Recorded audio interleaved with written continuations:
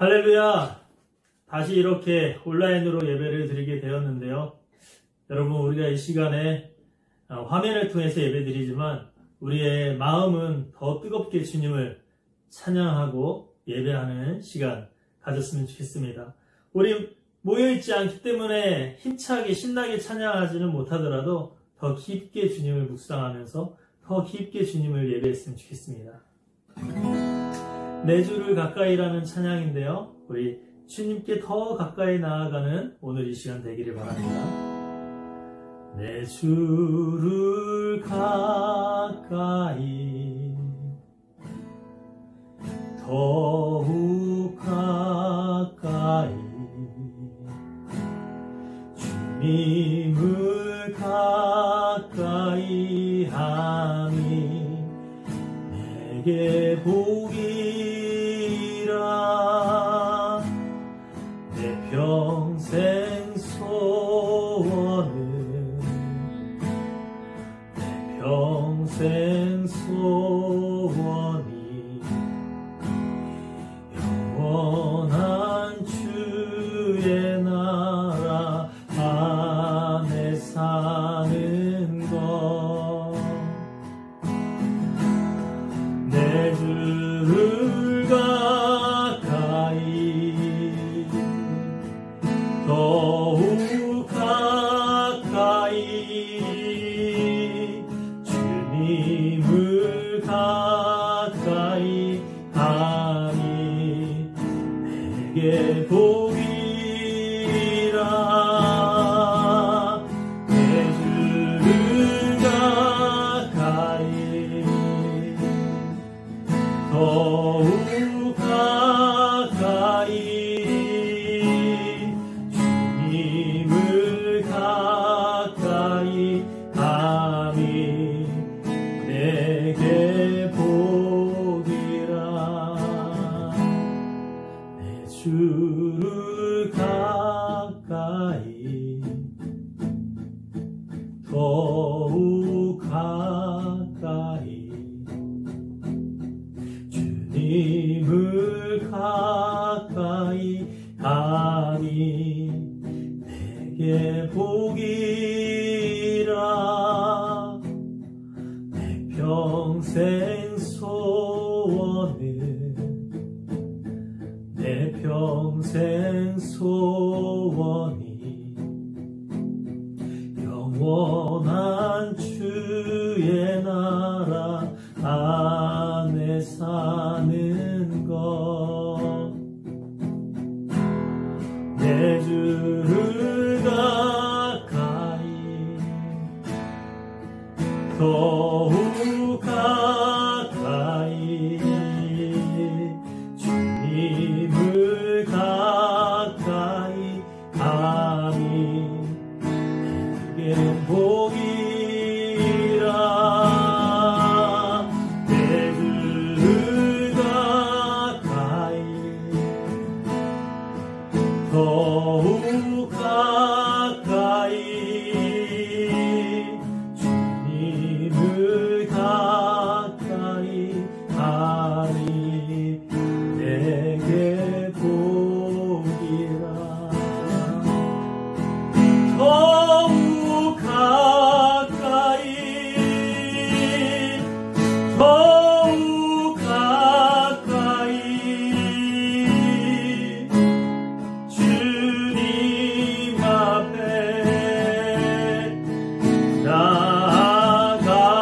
나아갑니다. 더욱 가까이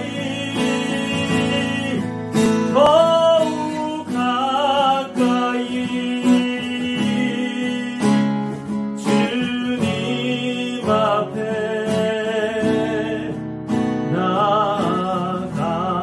나아갑니다. 내 주를 가까이 더욱 가까이 주님을 가까이 하니 내게 복이라 내 평생 소원은 내 평생 소원이 영원한 주의 나라 안에 사는 것.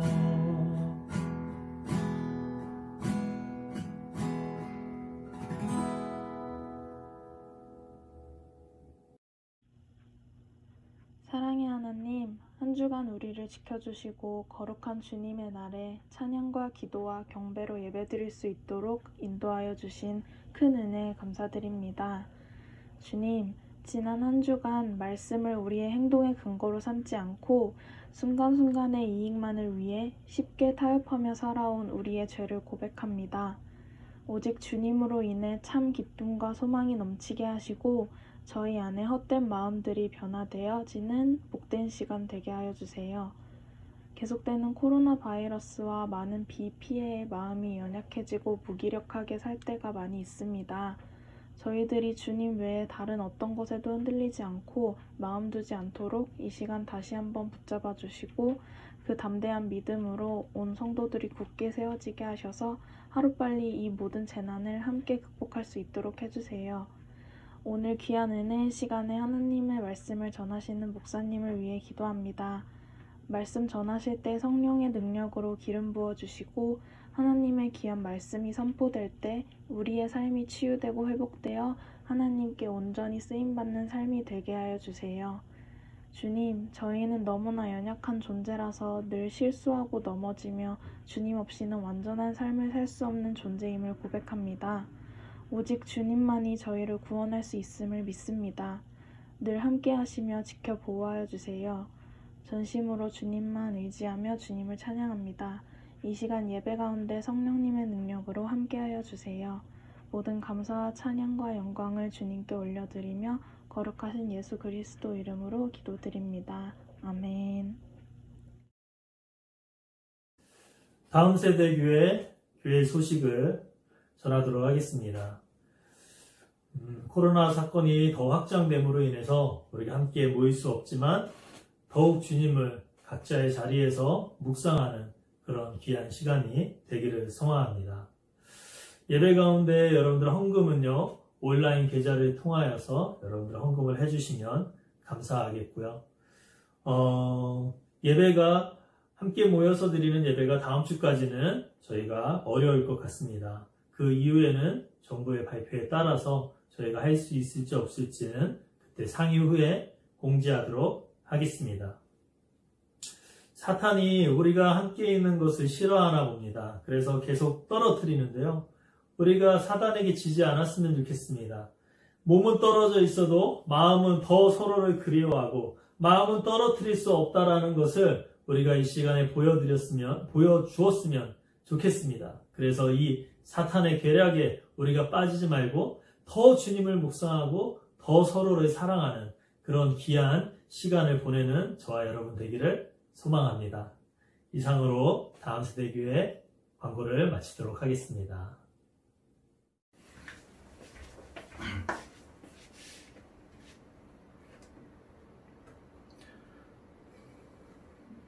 할렐루야. 오늘은 누구에게나 열린 식탁 공동체라는 제목으로 마태복음 9장 9절에서 13절까지 말씀을 함께 나누도록 하겠습니다. 예수께서 거기에서 떠나서 길을 가시다가 마태라는 사람이 세간에 앉아있는 것을 보고 말씀하셨다. 나를 따라오너라. 그는 일어나서 예수를 따라갔다. 예수께서 집에서 음식을 드시는데 많은 세리와 죄인들이 와서 예수와 그 제자들과 자리를 같이 하였다. 바리새파 사람들이 이것을 보고 예수의 제자들에게 말하였다. 어찌하여 당신네 선생은 세리와 죄인과 어울려서 음식을 드시오? 예수께서 그 말씀을 들으시고 말씀하셨다. 건강한 사람에게는 의사가 필요하지 않으나 병든 사람에게는 필요하다. 너희는 가서 내가 바라는 것은 자비요 희생 제물이 아니다 하신 말씀이 무슨 뜻인지 배워라.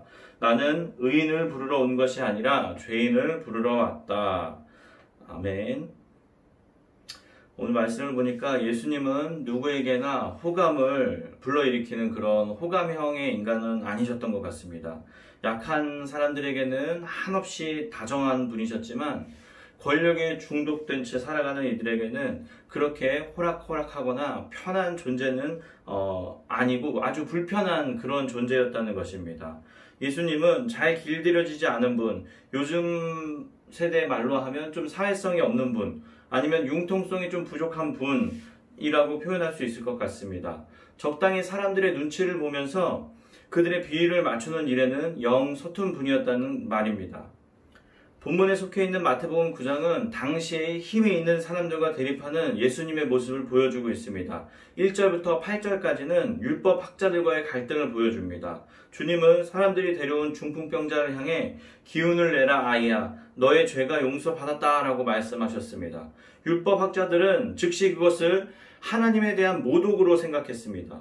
왜 그러냐면 용서하는 권한은 그 당시 율법 학자들에게 있어서는 오직 하나님만이 용서할 수 있는 분이다라는 어떤 그런 사고방식을 갖고 있었는데요.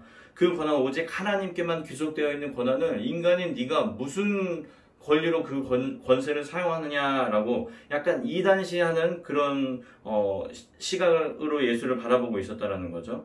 그래서 그들에게 중요한 것은 생명의 회복이 일어나는 것이 아니라 자기들의 신학, 자기들의 전통, 자기들의 어떤 신앙 그런 것들을 지키는 것이 그들에게는 가장 중요한 관심사였습니다. 그리고 14절부터 17절까지는 금식을 하지 않는 예수님과 제자들에게 시비를 걸고 그렇게 말을 걸어온 세례자 요한의 제자들과의 갈등이 전개가 됩니다. 세례 요한은 예수님에 앞서서 먼저 회개하라 천국이 가까웠다라고 선포하고 있는 사람이었는데 그를 따르는 무리와 예수님을 따르는 무리가 대립하고 있다는 것은 또 신선한 우리에게 충격을 주는 것입니다. 그들은 예수님과 그의 제자들을 경건한 사람으로 인정할 수 없었어요. 왜냐하면 그들도 역시 전해져 내려오는 신앙의 형태를 그대로 고수하고 있고 율법을 어떤 텍스트적인 그런 해석을 통해서, 그러니까 문자 해석적인 방법으로 그들은 율법을 접하고 있기 때문에 굉장히 그들은 아주 예수님과 다른 어떤 길을 가고 있는 사람들이었죠.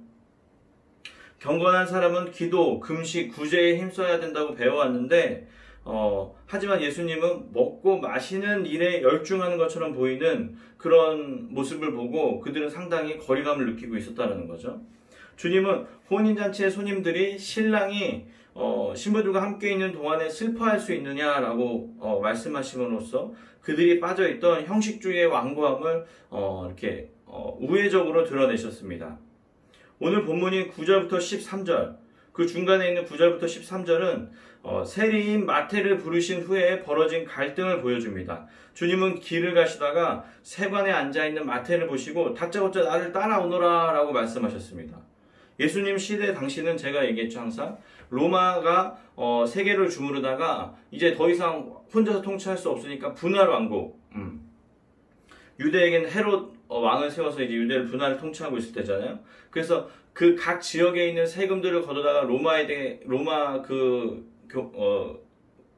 중앙에 갖다 주는 역할을 하는 것들이 세리였습니다. 그런데 문제는 이 세리들이 자기들의 어떤 그런 처지를 돈으로 보상받으려고 했다는 거예요. 사람들을 핍박하고 매국노라는 로마 앞잡이라는 어떤 그런 비판의 시선을 어떤 그 부와 그런 것들을 쌓는 것으로 대체하려고 했다는 거죠. 수전노, 반역자, 악질 그런 비웃음이 들렸는지 모르겠지만 그들은 그런 고립감에 빠질수록 더욱 돈에 집착하게 만들었다는 거죠. 그래서 집착하면 집착할수록 또 그들의 마음속에 공허감은 깊어갔을 것입니다. 그래서 우리 삭개오가 얘기한 거 있잖아요. 내가 남의 것을 뺏은 것이 있으면 4배나 갚겠습니다 라고 얘기하는 것들, 그런 것들을 보면 그 로마에 보낼 세금뿐만 아니라 본인을 위해서도 더 많이 세금을 걷어냈다는 거죠. 그래서 어려운 사람들이 있는데 그들에게 더욱더 세금을 걷어내는 그런 일들을 하고 있다는 거죠. 하지만 모든 세리가 그런 악인이다 라고 취급할 수는 없습니다. 어떻게든 그 자리를 차지하기 위해서 온갖 수단 방법을 가리지 않은 사람도 있었지만 더는 어떻게 해볼 수 있는 형편이 없거나 어떤 상황에 몰려서 그 자리에 선택한 이들도 있었을 것이라는 것입니다. 그래서 주님이 나를 따라오너라 라고 얘기했을 때 보통 사람들 같았으면 그렇게 매일 자기에게 부를 채워주는 황금알을 낳는 거위와 다를 바 없던 그 세리의 직업을 박차고 나올 수 없었을 거예요. 그러나 이 마태는 누군가가 자기의 이 공허함을 채워주길 원했고 자기를 이런 괴로운 상황 속에서 구해주길 원했던 것 같아요. 그래서 예수님께서 나를 따라오너라 라고 얘기했을 때 그 모든 자기들의 전부 자기가 해왔던 모든 것들을 내려놓고 예수님을 따라갈 수 있었던 것 같아요. 마태는 예수의 눈길을 통해서 예수님이 봐주시는 그 눈길을 통해서 자기 안의 상처와 아픔이 치유되었을 것 같습니다. 그래서 그의 집에 예수님을 초청해서 잔치를 베푸는데 그것은 그가 그 모든 것에서 해방되었다는 기쁨을 표현한 축제라는 거죠. 그래서 주님은 마태의 초대에 기꺼이 응했고 사람들이 바라보고 있는 시선, 세리와는 같이 식사를 하지 않는 것이 당시의 시대적인 관행이었는데 율법에서 더러운 부정한 것과 어울리지 말라고 한 그것을 지켜야 되는데 예수님은 그들과 함께 같은 식탁 자리에 앉았다라는 것이 오늘 본문의 아주 중요한 포인트입니다. 사람들의 눈길을 의식한다면 예수님은 그곳에 들어갈 수 없었을 거예요.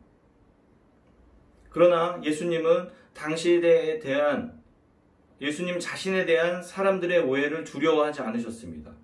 참 사람으로 회복되고 있는 한 존재가 너무나 소중했기 때문입니다.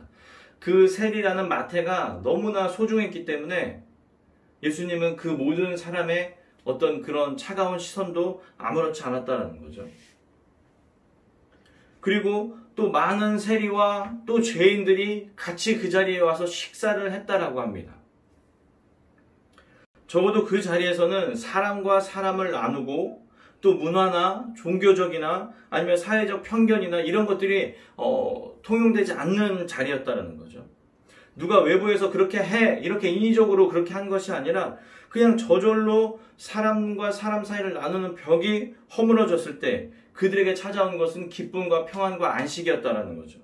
그래서 그들은 적어도 그 자리에서만은 죄인과 세리와 이런 관계가 아니라 그냥 인간 대 인간으로서의 관계로 식탁 공동체에 함께 그 음식을 나누고 있다는 것입니다.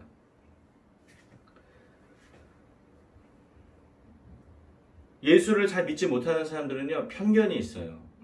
나는 믿지 않는 사람들이고 저들은 믿는 사람들인데 나의 삶은 믿지 않았던 삶이기 때문에 믿는 삶을 선택하는 것을 두려워해요. 그래서 그들 스스로 벽을 세우고 있다는 거죠. 그런데 거기에 크리스찬들이 다시 한 겹 벽을 세우는 사람들도 있어요. 저들은 부정한 사람들, 저들은 세상에 타락한 사람들이라는 시선으로 그들을 바라보는 사람들이 있어요.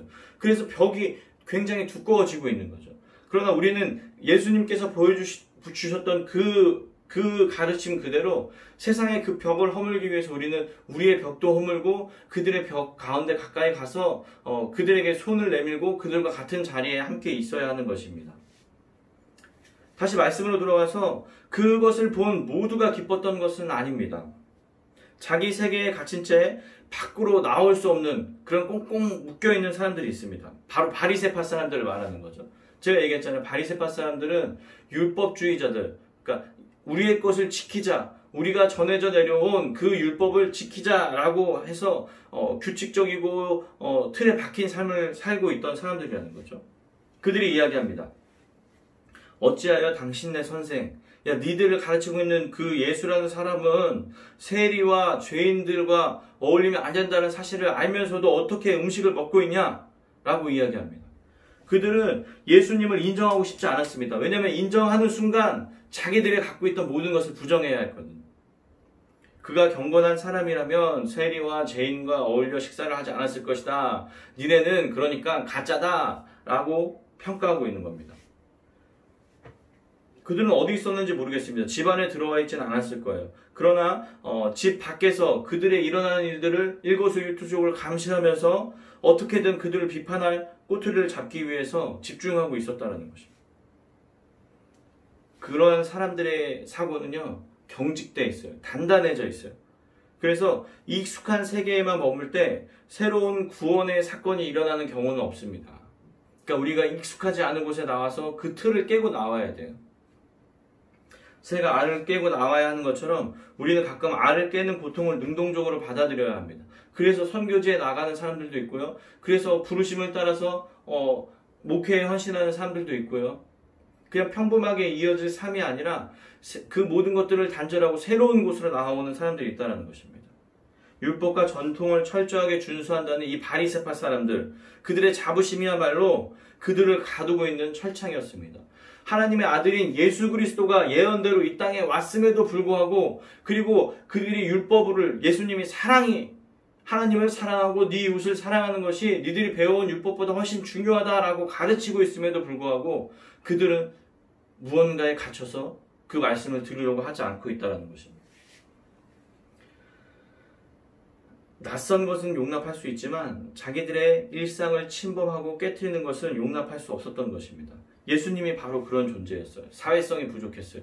사회성이 있는 사람들이면 어쩌면 그들과 다가가서 대화를 하고 이렇게 했을지 모르겠지만 예수님은 단호했습니다. 예수님이 쫓고 있는 가치는 하나님의 말씀이었어요. 하나님의 원하고 있는, 바라고 있는 그것을 예수님께서는 바라보고 있다는 것입니다. 주님은 바리새파 사람들의 질문에 삼중적으로 답하십니다. 건강한 사람들에게는 의사가 필요하지 않으나 병든 사람에게는 의사가 필요하다. 내가 바라는 것은 자비이지 희생 제물이 아니다 하신 말씀이 무슨 뜻인지 배워라 라고 얘기합니다. 그리고 또 얘기합니다. 나는 의인을 부르러 온 것이 아니라 죄인을 부르러 왔다. 문자적으로 해석하면 의인이 아니라 난 죄인 가운데 있겠다라고 얘기하는 것이 아니라 예수님께서는 모든 것이 갖춰져 있는 사람, 아프지 않은 사람은 의사가 필요 없으니까 의사를 찾지 않죠. 하나님을 찾지 않죠. 이 얘기를 하고 있는 겁니다. 그들에게 결핍이 있고 아픔이 있어야지만 하나님을 찾는다라는 거예요. 그리고 예수님께서는 교회에 와서 희생 제물을 드리고 번제를 드리고 니들이 헌물을 드리고 예배를 드리는 것, 그것보다 니들이 사람과 사람 사이에 사랑이 없고 자비가 없다면 그것은 참 예배가 아니다라고 얘기하고 있는 거죠. 그리고 마지막으로 의인을 부르러 온 것이 아니다. 그러니까 너희들이 의롭다라고 생각하는 한 너희들은 하나님 곁으로 가까이 갈 수 없다. 나는 죄인입니다. 나는 죄인입니다.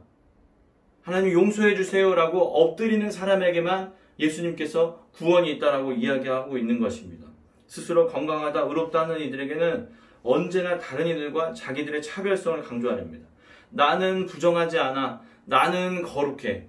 쟤들은 부정해. 나는 거룩해. 나는 11조도 하고 나는 예배도 거르지 않고 나는 구제도 하고 봉사도 하고 있어. 그러나 쟤는 봉사하지 않아. 그래서 상대적으로 쟤는 하나님으로부터 부름을 받을 수 없어. 나만 부름을 받을 수 있어. 이렇게 생각하고 있는 사람들은요, 구별한다는 거죠. 그들은 언제나 비웃고 정죄할 대상을 찾아냅니다. 그래야 본인이 옳아 보이기 때문입니다. 그렇다고 하여서 죄인과 세인은 좋은 사람들이고 바리새파는 위선적인 사람들이라 이렇게 규정 지을 수는 없습니다.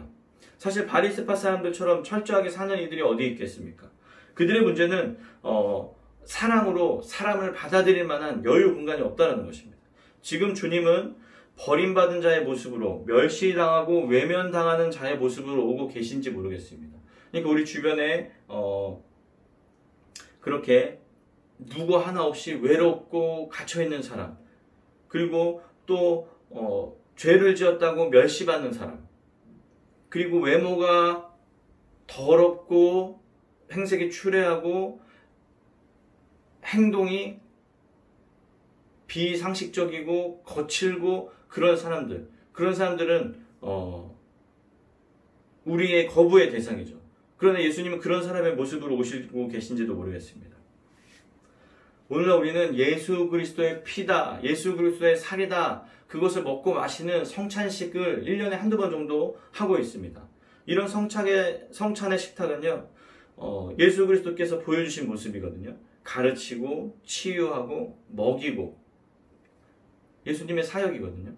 그러니까 먹이는 것, 식탁 공동체에서 일어나는 일, 이것이 교회에서 굉장히 중요한데도 불구하고 교회는 그것을 구분지어서 합니다.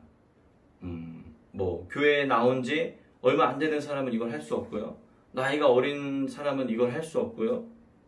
왜 이런 전통이 생겼는지 모르겠지만 또 나름의 이유가 있겠죠. 그렇지만 예수님의 식탁은 죄인도 와서 먹을 수 있고요. 어린아이도 먹을 수 있고요. 어린아이가 내게 오는 것을 막지 마라. 창녀가 예수님의 몸을 만졌는데 더럽게 뭐하는 짓이냐? 라고 얘기했을 때 그가 나에게 오는 것을 막지 마라 라고 얘기하잖아요. 예수님은 그런 분이시라는 거죠. 자기의 안으로 모든 사람을 품으시는 분이라는 것입니다. 세상에서 가장 작은 자 하나와 자신을 동일시하셨던 예수 그리스도를 우리 마음속에 모셔드릴 때 우리는 생명과 평화를 지향하는 사람으로 거듭날 것입니다. 그래서 우리 교회는 열려있는 식탁이 되어야 합니다.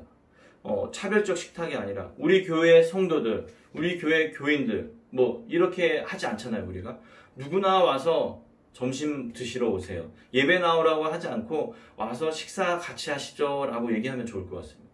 식탁 공동체에서 표현하는 정과 사랑과 나눔을 통해서 누구든지 우리는 그들의 마음, 그들의 빈 공허함을 채워줄 수 있다라고 생각되어집니다. 차별적 식탁이 아니라 통합의 식탁, 화합의 식탁이 그런 공동체가 되어야 합니다. 그래서 우리와 함께 먹고 마시고 가족이 되는 과정 속에서 예배가 무엇인지를 가르치고 하나님이 무엇인지를 가르치고 구원관을 가르치고 그런 것들을 우리가 하나씩 해나가는 과정에 있는 것입니다. 예배가 무엇인지 모르는 사람은 많지만 식탁 자리가 무엇인지를 모르는 사람은 없습니다.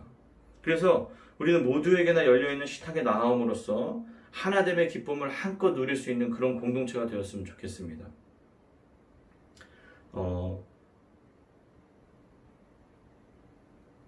온라인 예배를 드리게 되어서 또 굉장히 안타까운 것 중에 하나는 우리가 같이 함께 식사를 할 수 없다는 거죠.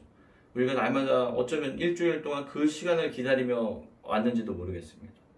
지금 계속 우리 있던 멤버십들로만 구성되어져 있는 식탁이지만 이젠 차근차근 우리의 식탁 자리로 우리 주변에 있는 우리의 따뜻함이 필요한 사람들을 초대해서 같이 함께 식사를 할 수 있는 시간들이 많이 늘어날 수 있도록 우리가 함께 기도하고 꿈꾸며 나아갔으면 좋겠습니다.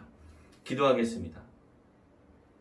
사랑의 주님, 코로나 사태가 우리를 이렇게 만나지 못하게 하고 있음에도 불구하고 하나님, 우리가 서로를 바라보며 함께 기도하며 함께 같은 곳을 바라보고자 합니다. 하나님, 우리와 함께 하여 주시고 어떤 자리에 있던 우리가 한마음 한뜻으로 하나님께 예배하는데 변함이 없게 하시고 하나님, 오늘 들은 이 말씀처럼 세리 마태를 같은 식탁 자리에 앉히신 것처럼 우리 주변에 있는 우리의 손길과 우리의 관심이 필요한 자들을 우리 공동체 가운데, 우리 식탁 공동체 가운데 초대해서 함께 먹고 마시며 그들을 위로할 수 있는 우리의 마음과 우리의 신앙이 성숙되어지길 원하오니 하나님, 우리와 함께 하여 주시옵소서. 우리를 구원하신 예수 그리스도의 이름으로 기도드렸습니다. 아멘. 축도하겠습니다.